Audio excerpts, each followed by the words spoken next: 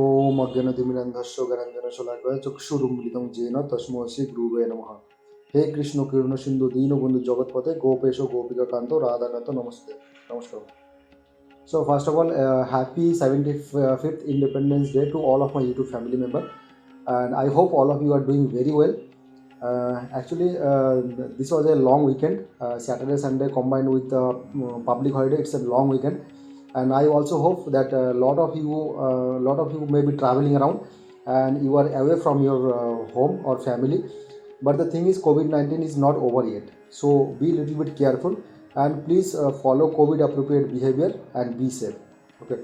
So let's start with the main topic for today. That is real freedom. Now, the word freedom means being in charge of oneself. That may be a particular country or state or an individual. Now the big and real question is, do you have freedom? All of we know that India got independent on 15th of August in the year of 1947.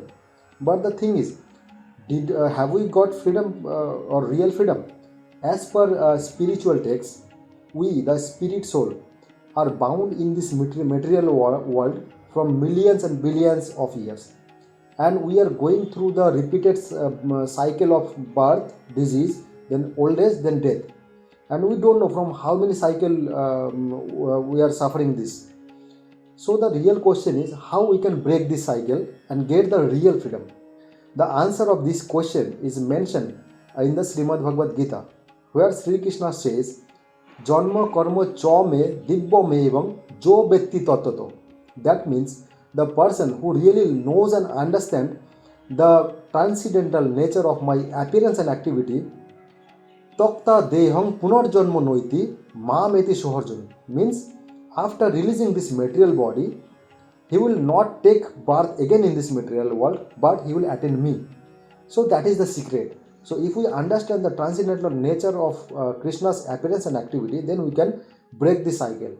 Now, to know this transcendental nature of birth, means appearance and activity of Krishna, we have to have proper control on our senses and our mind. Now all of we know that it is very difficult to control our senses and as well as control our mind. In this regard, one very beautiful example mentioned in KATHO-UPANISHADA, where the example is about a chariot which is driven by 5 beautiful horses and having a driver and a owner or passenger of the chariot. In this example, the 5 horses are compared with our 5 gross senses, that is our eyes, then our ear, then our nose, then our tongue, then our skin. So these 5 gross senses are compared with 5 horses.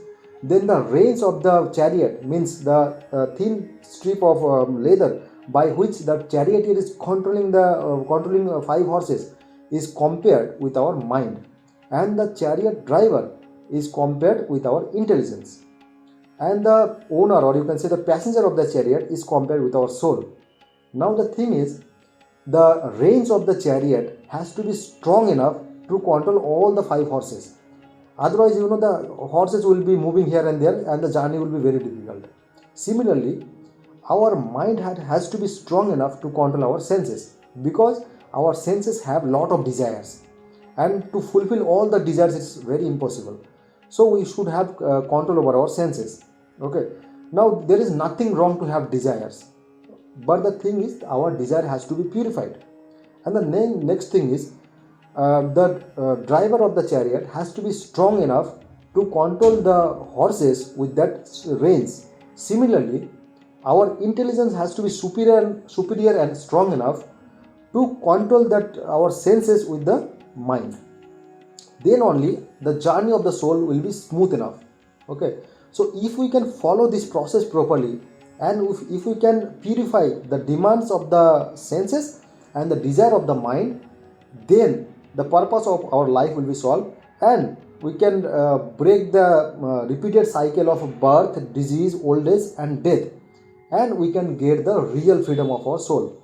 And that should be the purpose of our life. So the last thing, but not the least, if you like the content useful, then please like, share and subscribe, and don't forget to press the bell button. Okay, thank you.